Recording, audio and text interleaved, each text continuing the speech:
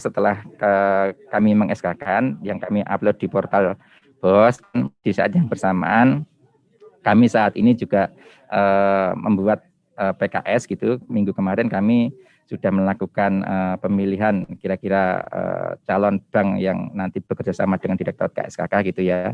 Jadi secara paralel kita menyiapkan bank penyalurnya, dan di satu sisi kami juga menyiapkan alokasi serta SK untuk madrasah penerima dana BOS gitu.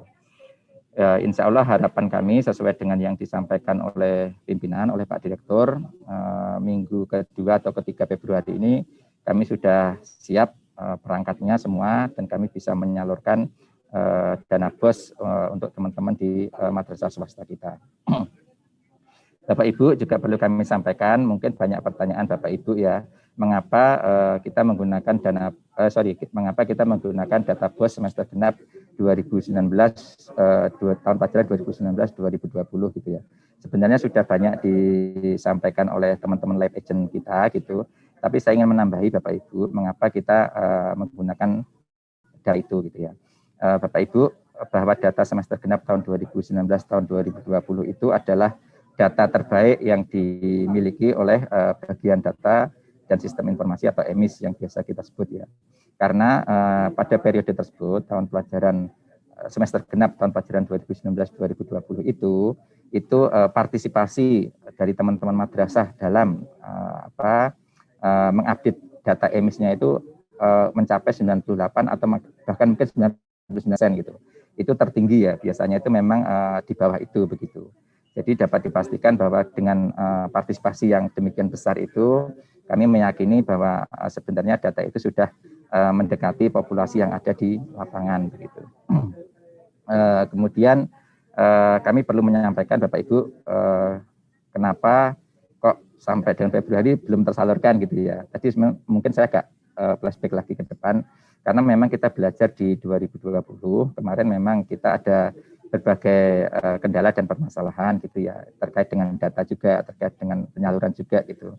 Nah, kami mohon maaf di 2020 memang masalah itu terjadi, tetapi pengalaman itu menjadi guru bagi kami, dan kami di 2021 ini benar-benar berusaha mengantisipasi dan mencari solusi terhadap permasalahan-permasalahan yang terjadi di 2020, sehingga di 2021 nanti insya Allah penyalurannya akan berjalan dengan baik, tepat sasaran, tepat alokasinya, dan diterima Bapak Ibu dan teman-teman madrasah swasta dengan cukup baik. Saya kira itu Mbak Ina update dari sisi alokasi dana BOS, dan untuk nanti bahasan tentang komponen biayaan di komponen 5 dan 8 nanti ada Pak Parman, Pak Hamid yang akan mendetailkan penggunaan komponen-komponen itu, sehingga Pak Ibu yang ada di madrasah itu tidak ada keraguan lagi lah kira-kira gitu ya, sudah nanti menggunakan dananya itu dengan yakin mungkin peruntukannya untuk ini. Saya kira itu Mbak Ina dan Bapak Ibu semuanya. Terima kasih. Assalamualaikum warahmatullahi wabarakatuh. Waalaikumsalam warahmatullahi wabarakatuh. Terima kasih Mas Doni penjelasannya. Nah, Mas Doni mungkin ada beberapa hal nih yang bisa saya highlight dan sekaligus mungkin minta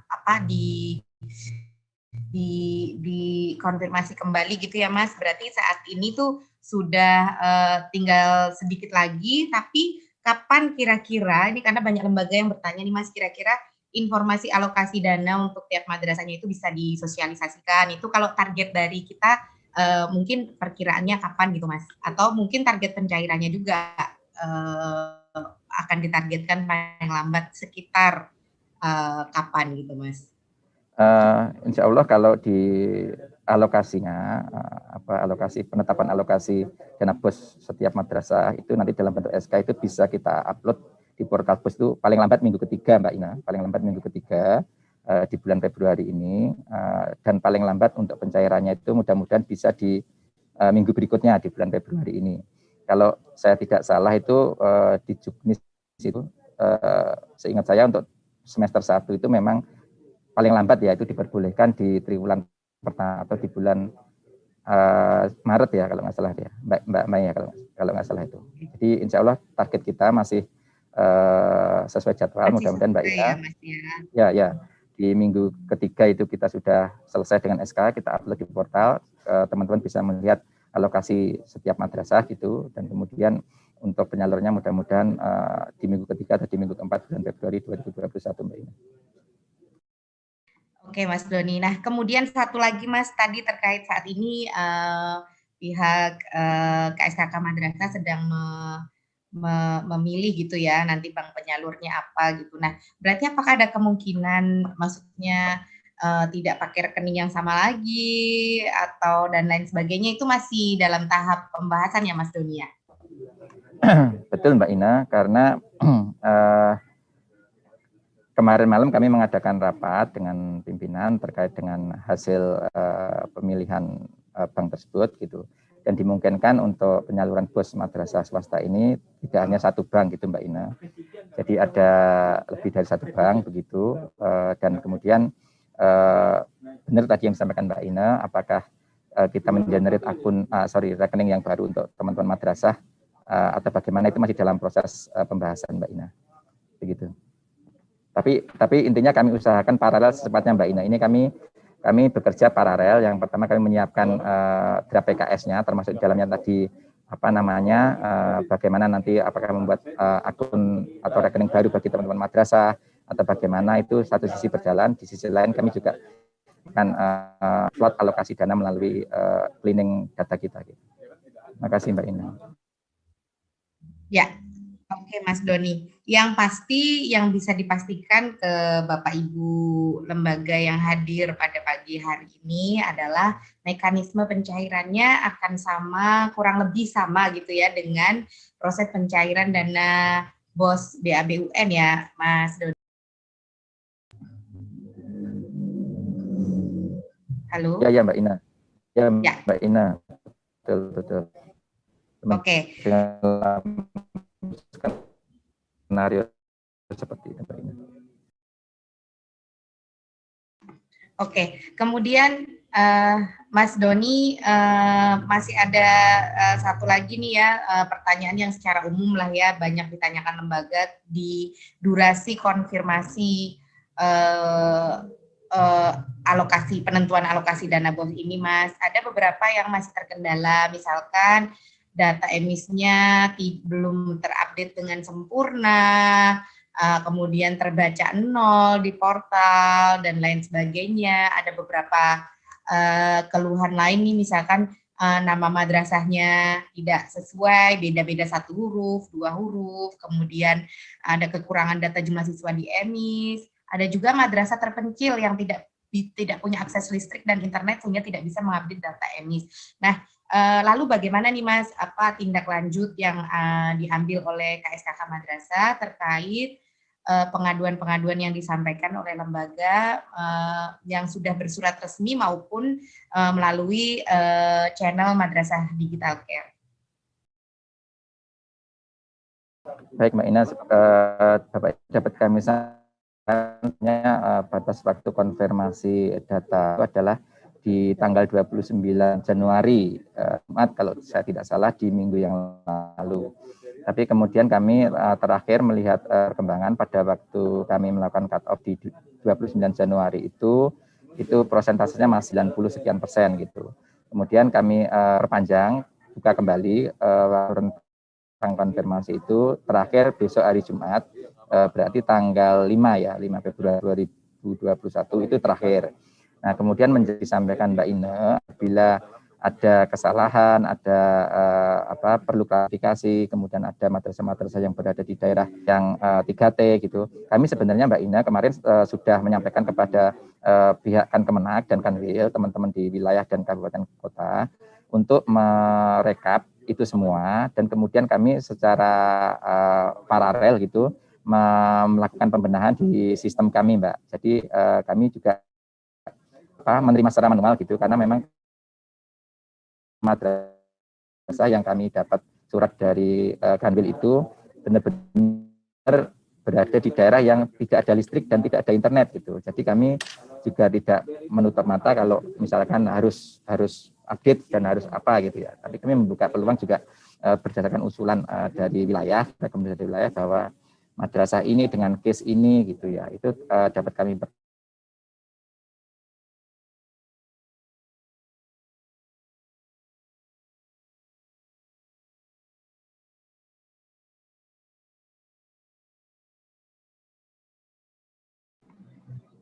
Halo?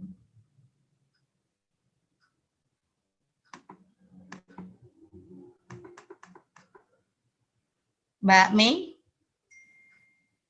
Sinyalnya Mas Doni atau Ya. sinyal saya ini, Mbak? Sinyal Mas Doni atau sinyal saya Mas yang Doni, Mbak Doni hilang. Mas Doni hilang, Mbak Ina. Oh ya, oke. Ya, nanti sambil kita menunggu Mas Doni bergabung, ini Mbak Mei, sebelum presentasi soal komponen penggunaan dana 5 sampai 8, ini ada beberapa pertanyaan umum. Mas Doni sudah bergabung. Ya, silakan langsung dilanjut aja Mas Doni, gimana? Ya, mohon maaf Bapak Ibu, tadi koneksinya putus, jadi pakai device yang lain. Ya, intinya Bapak Ibu terkait dengan perubahan tadi, kami tidak hanya mengandalkan satu sisi di portal BOS, tapi kami juga sudah banyak menerima surat resmi dari teman-teman di wilayah gitu, dan itu secara paralel akan kita lakukan juga, dan sudah kita lakukan perbaikan di data di sistem kita Mbak Ina. Jadi insya Allah itu bisa simultan untuk memperbaiki data kita. Bagi Bapak Ibu atau teman-teman madrasah yang masih belum yakin, silahkan mengecek kembali di Bapak Ibu Kasih ataupun pejabat di tingkatkan Kemenak Kota terkait perubahan atau hal-hal lain yang perlu dikonfirmasi apakah sudah diusulkan melalui surat gitu ya, misalkan itu tidak bisa kemarin agak terkendala di portal BOS-nya. Saya kira demikian Mbak Ina penjelasan dari kami, Mbak Ina. Terima kasih. Ya, terima kasih Mas Doni.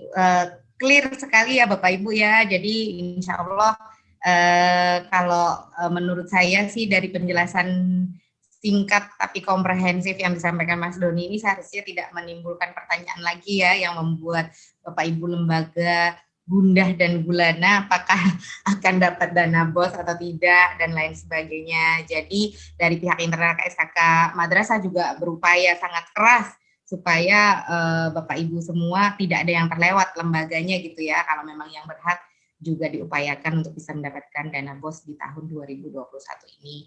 Ya, terima kasih Mas Doni.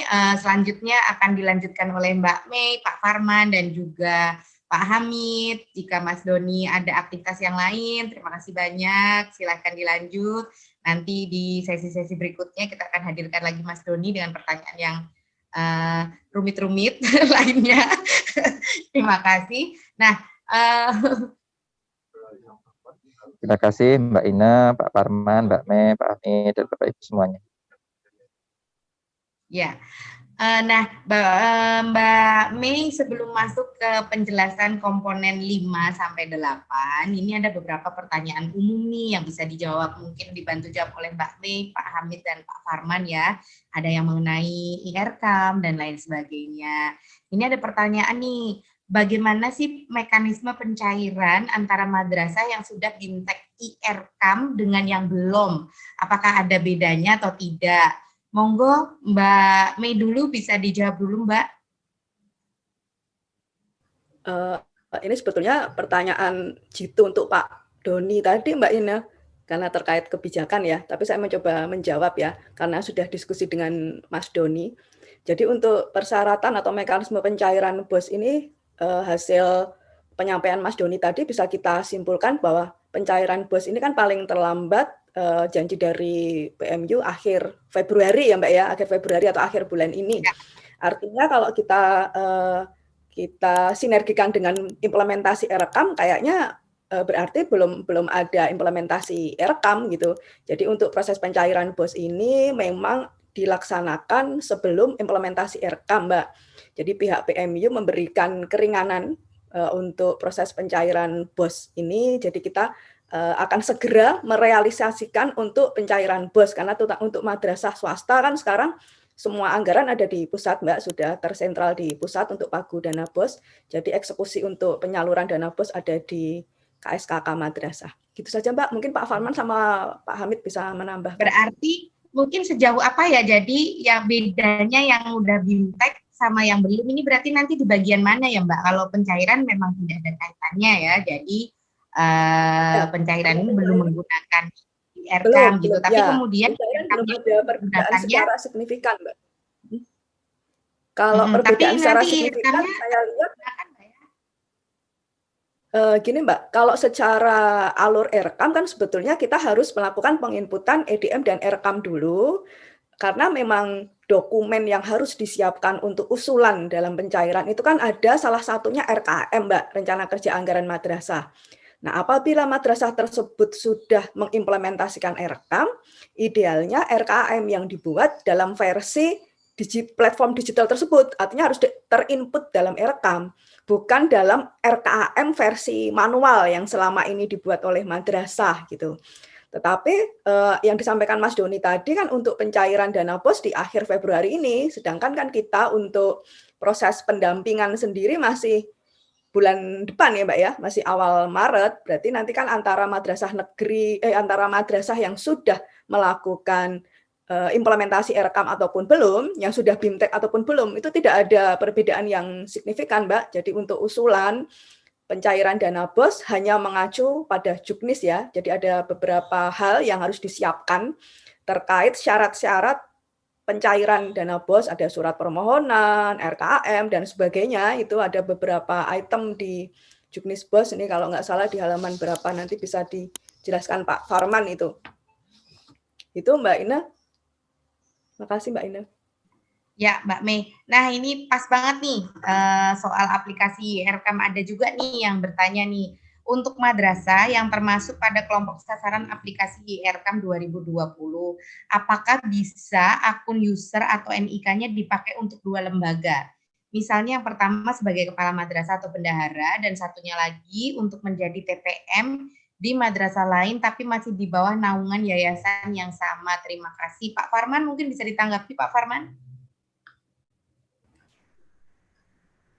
Ya, terima kasih Mbak Ina. Saya izin videonya off ya, karena kalau saya nyalakan video kena cahaya di belakang.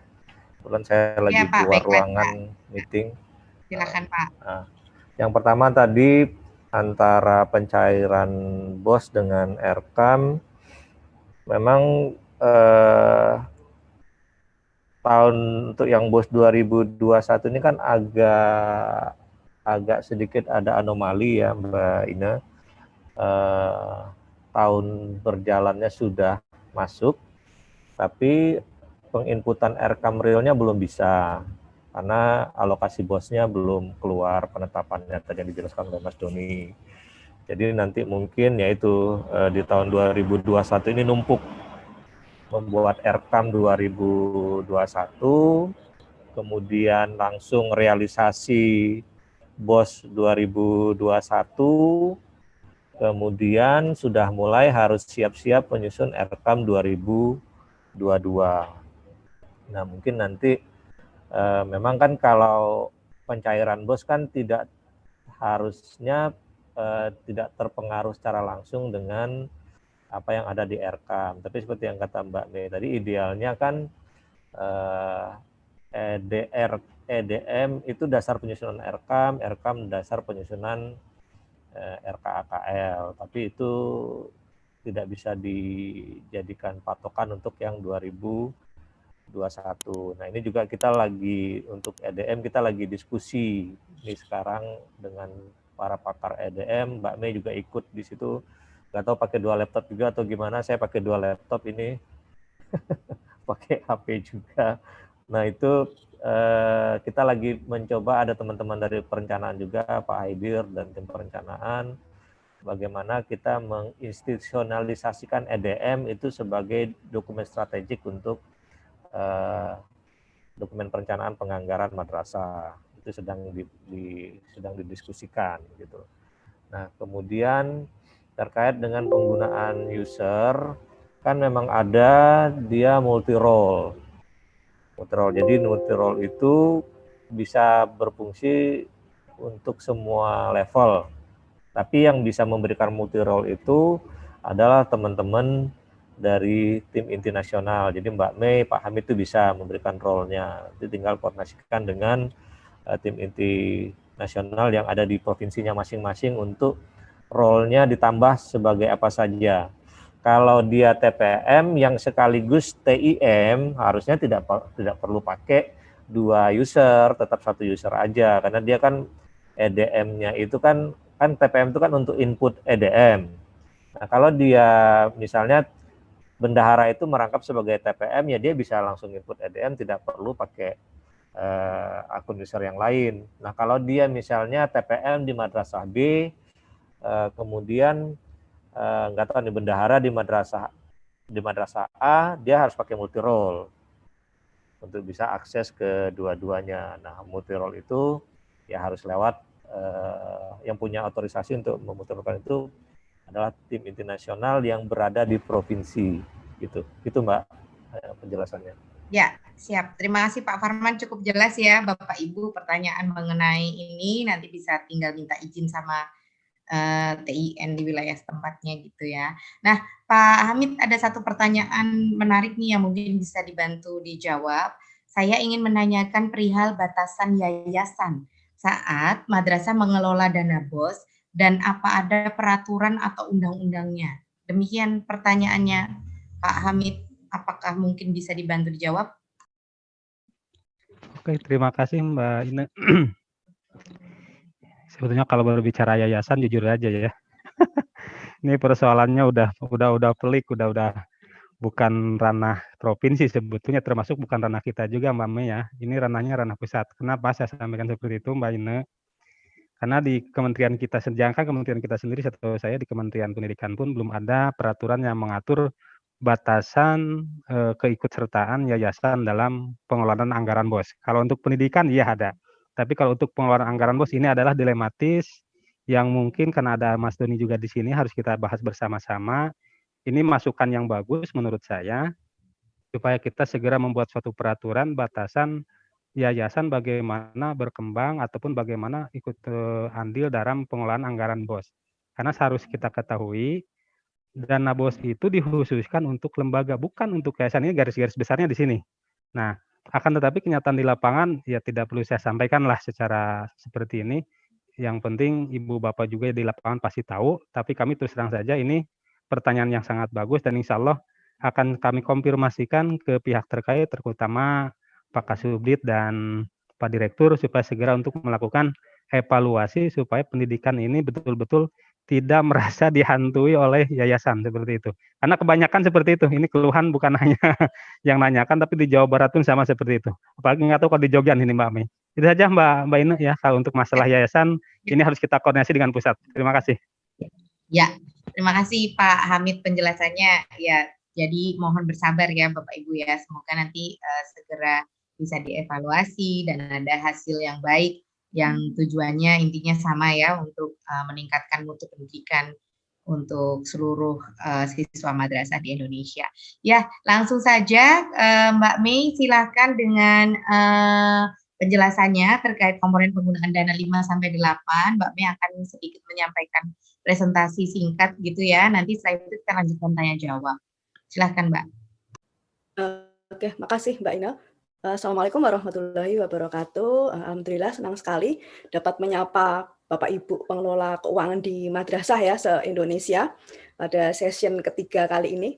Semoga tidak bosan-bosannya ini Mbak Ina melihat saya ya di forum Q&A ini. Sebelum saya share screen, saya ingin sedikit melantunkan pantun Mbak Ina. Pergi wisata ke kota Jogja, warganya ramah, manis kulinernya. Pengelola madrasah yang tercinta, mari bedah juknis di session ketiga. Ya, oke, kita share screen Mbak Ina. Biar nggak bosan Mbak lihat saya Mbak. Oke, Bapak Ibu yang kami hormati, di minggu yang lalu kita sudah sempat membahas komponen penggunaan BOS di komponen 1 dan 4. Di minggu ini kita akan membahas terkait komponen 5 sampai komponen 8. Nah, apa saja yang ada dalam komponen 5 dan komponen 8 tersebut? Untuk komponen 5 ini yaitu kegiatan yang terkait dengan pengembangan keprofesian guru, pengembangan tenaga kependidikan, dan pengembangan manajemen sekolah. Jadi ada 3 item yang menjelaskan dalam komponen 5 ini. Dan ada 6 subkomponen di dalamnya. Yang pertama yaitu terkait kegiatan KKG atau kelompok kerja guru, KKM, kelompok kerja madrasah, terus MGMP, dan MGBK atau musyawarah guru bimbingan konseling. Subkomponen yang kedua yaitu kegiatan di luar madrasah berupa seminar, pelatihan, workshop, dan lain-lain ya. Jadi kegiatan-kegiatan yang memang kita diundangi dari pihak luar. Bisa dari luar Kemenak ataupun di antar Kemenak, yaitu antar instansi daerah, provinsi, maupun pusat. Subkomponen yang ketiga yaitu kegiatan terkait in-house training atau penyelenggaraan kegiatan berupa pelatihan, seminar, maupun workshop, di mana penyelenggaranya adalah madrasah kita sendiri. Subkomponen yang keempat yaitu PPKB, itu kepanjangan dari Program Pengembangan Keprofesian Berkelanjutan. Di sini meliputi pengembangan diri, publikasi ilmiah, dan karya inovatif. Untuk subkomponen yang kelima yaitu program PKKM atau Program Peningkatan Kompetensi Kepala Madrasah. Program peningkatan kompetensi kepala madrasah di sini ada pelatihan penguatan kepala madrasah maupun penilaian kinerja kepala madrasah. Ini yang sedang trending topik mungkin ya di provinsi masing-masing. Komponen keenam yaitu program peningkatan tenaga kependidikan. Jadi berbagai macam kegiatan, bisa jadi pelatihan untuk operator madrasah, pelatihan untuk tenaga perpustakaan maupun laboran. Ini juga difasilitasi oleh komponen 5. Dan beberapa akun belanja yang diperbolehkan dalam komponen kelima ini, yaitu yang pertama belanja bahan, yang kedua belanja honor pengajar, dan dalam pengajar ini harus pengajar dari luar ya, pengajar dari luar madrasah. Yang ketiga yaitu belanja perjalanan dinas, baik perjalanan dinas murni maupun perjalanan dinas berupa paket meeting, half day mungkin, full day, atau full board meeting. Dan yang kelima yaitu belanja biaya pelatihan. Ini ketika kita melakukan pelatihan ke instansi di luar Kementerian Agama ya, mungkin biasanya ada pembiayaan yang dibebankan oleh peserta. Nah, ini bisa diakomodir dengan belanja dana BOS pada komponen 5. Selanjutnya Bapak Ibu kita pindah atau beralih ke komponen 6. Apa saja sih yang ada dalam komponen 6 yang terkait dengan pembayaran honor rutin guru? Ini banyak sekali pertanyaan-pertanyaan seru di minggu lalu ya Mbak Ina ya, sampai ada beberapa orang yang tanyanya sama, jadi seperti tanya diulang-ulang ini. Nah, makanya kita lihat di komponen 6 ini ada 3 subkomponen Bapak Ibu. Yang pertama yaitu pembayaran honor rutin GBPNS atau guru yang non-PNS dan tenaga kependidikan. Dalam minggu lalu kita sudah sempat membahas terkait ketentuan umum yang membahas terkait berapa sih besaran batas maksimal untuk belanja honor atau total dana BOS yang diperbolehkan untuk belanja honor lah. Dalam ketentuan umum itu dalam poin 6 menjelaskan bahwa maksimal untuk total honor yang boleh dengan dana BOS yaitu 30%. Tetapi hal tersebut tidak membatasi kita ketika madrasah ingin merencanakan honornya atau total batas honor melebih dari 30%. Ini dalam ketentuan itu di poin 7 menjelaskan bahwa boleh lebih dari 30%, tetapi harus mendapatkan persetujuan atau rekomendasi dari Kankemenak Kabupaten Kota. Artinya madrasah tidak perlu merasa terbatasi ya dengan pernyataan dalam ketentuan umum di poin 6 dan poin 7 tersebut. Selanjutnya Bapak Ibu kita perjelas lagi untuk subkomponen yang kedua yaitu honor GBPNS ekstrakurikuler. Untuk honor guru non-PNS ekstrakurikuler ini yang dapat didanai dengan dana BOS yaitu honorarium yang dibayarkan untuk guru non-PNS dan non-sertifikasi. Dan yang terakhir pada komponen 6 yaitu tenaga kependidikan. Dalam penjelasan di subkomponen ketiga ini, honorarium bagi tenaga kependidikan bukan PNS pada madrasah di Kementerian Agama ini sesuai dengan ketentuan yang berlaku. Jadi tidak ada batasan berapa besarannya ataupun berapa jumlah yang bisa dibiayai dengan dana BOS. Oke, kita berpindah ke komponen ke-7. Untuk komponen yang ketujuh yaitu terkait pemeliharaan sarana dan prasarana madrasah. Dalam komponen yang ketujuh ini subkomponen yang menjelaskan banyak sekali, yaitu ada 7 subkomponen, tetapi penjelasan-penjelasan ini Bapak Ibu bisa melihat dalam Juknis BOS di halaman 43 yaitu. Kalau tadi sebelumnya ada di halaman 42, ini kita pindah ke halaman 43. Dalam komponen 7 itu ada subkomponen pertama yaitu perbaikan non-struktural, di mana perbaikan tersebut kurang dari 30% atau biasa kita sebut renovasi ringan ya, karena renovasi itu ada ringan, sedang, dan berat. Ini kemarin ada dari beberapa madrasah yang tanya lewat live agent itu Mbak Ina, apa sih yang dimaksud rehab ringan, sedang, dan berat. Nah ini mungkin banyak yang penasaran ya. Terus untuk subkomponen yang kedua yaitu pembelian meja kursi jika tidak fungsi dan kurang. Ini maksudnya gini, jadi pembelian meja dan kursi jika dalam sebuah madrasah tersebut sudah tidak berfungsi lagi, ini boleh melakukan pembelian dengan dana BOS dan jika kurang atau kurang mencukupi dari jumlah yang dibutuhkan. Untuk subkomponen yang ketiga yaitu pengadaan mebeler atas ruang kelas baru. Dan subkomponen yang keempat, pembangunan jamban dan sanitasi. Ini dalam Juknis tahun 2021 ini tidak ada batasan nilai kapitalisasi lagi ya. Untuk subkomponen yang kelima, yaitu penggunaan untuk pemeliharaan komputer, laptop, printer, proyektor, dan AC. Ini juga sangat jelas, cukup jelas dalam Juknis sudah tersirat sangat jelas. Untuk subkomponen yang ketujuh yaitu pemeliharaan sarana prasarana perpustakaan. Selanjutnya Bapak Ibu yang kami hormati, untuk komponen yang terakhir dalam pembahasan di sesi ketiga ini yaitu komponen ke-8 terkait pengembangan perpustakaan. Dalam pengembangan perpustakaan ini ada 7 subkomponen yang bisa kita lihat dalam Juknis BOS juga di halaman 44. Sebetulnya sudah sangat jelas dalam Juknis BOS tersebut. Dan dalam Juknis BOS tahun 2021 ini terkait pengembangan perpustakaan tidak banyak berubah ya dibandingkan tahun 2020 atau tahun lalu. Yang pertama yaitu bisa digunakan untuk penyediaan buku teks utama dan pendamping. Yang kedua untuk buku non-teks. Yang ketiga untuk langganan majalah atau publikasi. Yang keempat untuk pemeliharaan atau pembelian baru buku atau koleksi perpustakaan. Yang kelima, peningkatan kompetensi tenaga perpustakaannya. Yang keenam, itu pengembangan pangkalan data atau database seperti digital library, e-library. Dan yang ketujuh, pemeliharaan perabot perpustakaan atau pembelian baru. Untuk penjelasan-penjelasannya di Juknis disampaikan cukup jelas. Itu saja Bapak Ibu yang bisa saya sampaikan terkait komponen 5 sampai komponen 8. Terima kasih. Wassalamualaikum warahmatullahi wabarakatuh.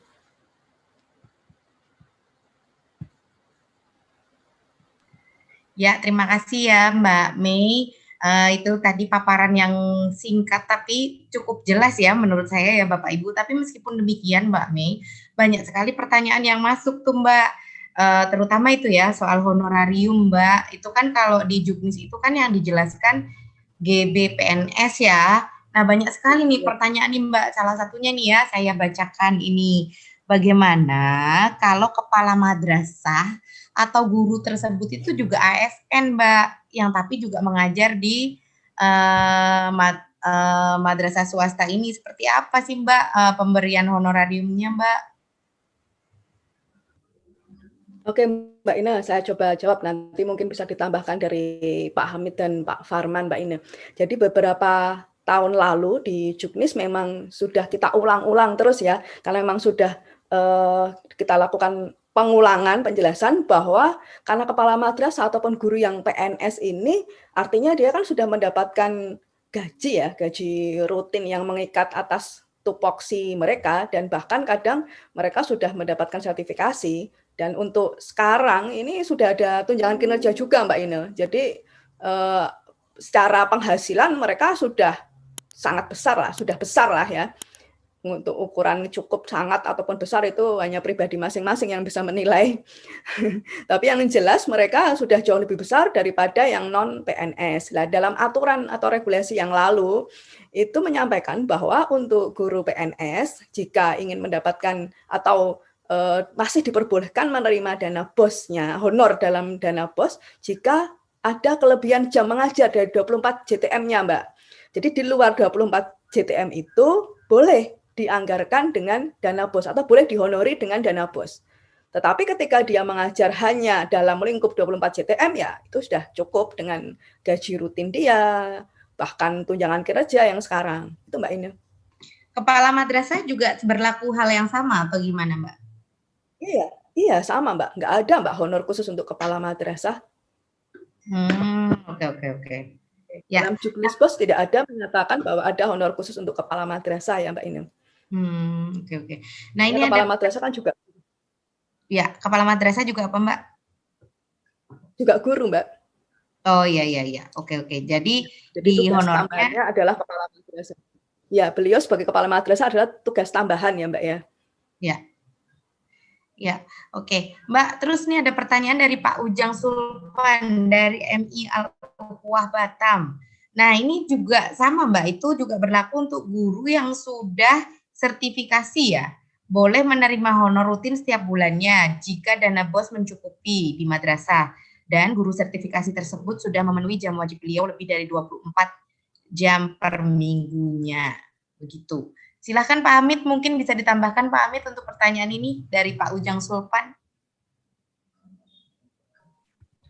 Oke, siap Bu Mbak Ine. Tadi sebetulnya udah jelas ya sama Mbak Mei disampaikan kenapa PNS tidak boleh menerima dana bos, dalam artian bukan ininya ya, tidak boleh menerima gaji atau honornya. Ya karena PNS tadi udah disampaikan dia udah dibayar oleh negara, dia sudah mempunyai semua fasilitas yang diberikan oleh negara, ada sertifikasi dan sekarang malah karena ada tunjangan kinerja, kekurangan dari sertifikasi itu sendiri baik PNS kepala ataupun dia PNS sebagai guru. Nah, sedangkan pertanyaan dari Pak Ujang yang barusan mohon diulang, saya lupa lagi. Ini Pak, apakah guru yang sudah sertifikasi siap boleh menerima honor rutin setiap bulan ya? Oke, siap Mbak Ine. Oke.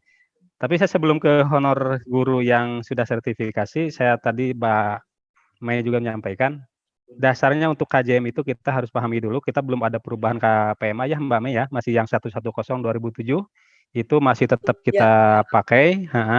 Jadi Ibu Bapak nanti di lapangan jangan asal mengeluarkan untuk biaya KJM.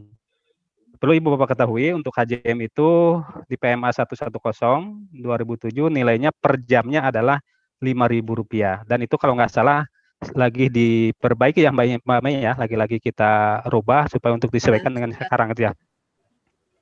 Nah, yang direvisi PMA-nya itu. Ya, PMA-nya lagi direvisi ya Mbak Mei ya. Nah, jadi Ibu Bapak nanti tinggal nunggu saja kalau PMA-nya sudah keluar mungkin bisa dipakai PMA yang baru, tapi karena belum, itu masih berlaku sampai dengan PMA itu keluar. Jadi mohon bersabar aja lah untuk PMA tentang KJM. Nah, sekarang berkenaan dengan bagaimana madrasah itu ada gurunya yang sertifikasi. Kalau di 2019 dan 2020, itu yang sertifikasi masih diperbolehkan mendapatkan honor gajinya. Nah, tapi di yang sekarang tidak diperkenankan lagi karena tidak muncul di situ. Saya juga baca bolak-balik nggak muncul. Itu hanya mendapatkan seperti dengan guru yang PNS, hanya untuk yang KJM saja. Sedangkan yang sudah sertifikasi, kenapa tidak dapat? Karena mereka sudah mendapatkan sertifikasi yang besarannya sekitar 1.500.000 itu.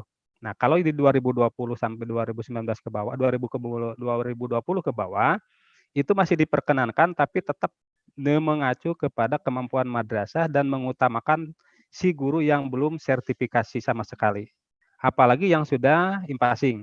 Sudah in-passing itu tidak dapat honor apapun kecuali sama dengan yang PNS yaitu KJM. Nah, untuk 2021 ini diberlakukan sama bahwa PNS sertifikasi dan yang sudah in-passing mereka hanya boleh mendapatkan dana BOS itu untuk kelebihan jam mengajar saja. Jadi kalau yang tidak ada kelebihan jam mengajar itu belum diperbolehkan.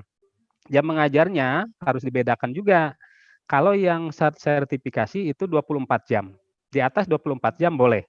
Tapi yang PNS itu tetap mengacunya kepada peraturan jam mengajar yang dikeluarkan oleh Kementerian Agama kita. Untuk MI itu kalau tidak salah adalah 37,5 jam. MTS MA adalah 40. Jadi kalau MTS MA yang PNS masih di bawah 40, dia di atas 24 jam, itu belum bisa mendapatkan KJM. Itu yang harus kita pahami bersama. Jangan sampai nanti PNS karena merasa sudah 24 jam, terus dibayarkan KJM-nya itu nggak bisa. Nanti malah kan jadi temuan dari Inspektorat Jenderal ataupun BPK itu sendiri. Nah, kita sama-sama mengamankan anggaran kita, sama-sama mengamankan laporan keuangan kita ketika nanti diaudit oleh tim auditor, baik yang internal maupun eksternal. Mungkin itu saja dari saya. Kalau ada tambahan dari Mbak Mei, Mangga. Ya, terima kasih Pak Hamid. Mungkin saya bisa sekalian sebelum ditanggapi lagi, saya mungkin mau tanya ke Pak Farman ya, mungkin ya. Ini Pak, banyak sekali yang bertanya nih terkait ini loh, apa honor pengelola dana BOS. Itu seperti apa ya? Di Juknis itu tidak ada honor untuk pengelola BOS. Apakah berarti pemberian honor untuk pengelola BOS sudah ditiadakan alias tidak diperbolehkan? Seperti itu Pak Farman. Iya, terima kasih Mbak Ina. Nanti mungkin bisa ditambahkan oleh Uda Hamid sama Mbak Mei ya terkait dengan ini. Kalau di dalam Juknis BOS itu kan secara garis besar honor itu dibagi jadi 3. Yang pertama itu honor rutin GB PNS. Jadi kata kuncinya yang dia GB PNS yang bukan PNS, bukan ASN. Dibuatkan dalam satu bentuk honor rutin. Dan itu juga sudah ada rinciannya, nanti tadi Mbak Mei kan sudah menjelaskan tuh di item yang nomor 6 ya, di kategori yang nomor 6. Nah, kemudian kategori honor berikutnya adalah honor output kegiatan. Berarti ini untuk panitia dan lain-lainnya, itu honor kegiatan yang dia bukan rutin. Nah, kemudian honor operator itu ada di item di kategori nomor 11. Nanti kalau kita masuk ke kategori nomor 11 tuh membahas tentang itu. Nah, jadi kata kuncinya di situ gitu. Kata kuncinya kalau dia mendapatkan honor rutin ya harus yang sebagai GB PNS. Nah, bagaimana besarannya? Besarannya disesuaikan dengan beban kerja.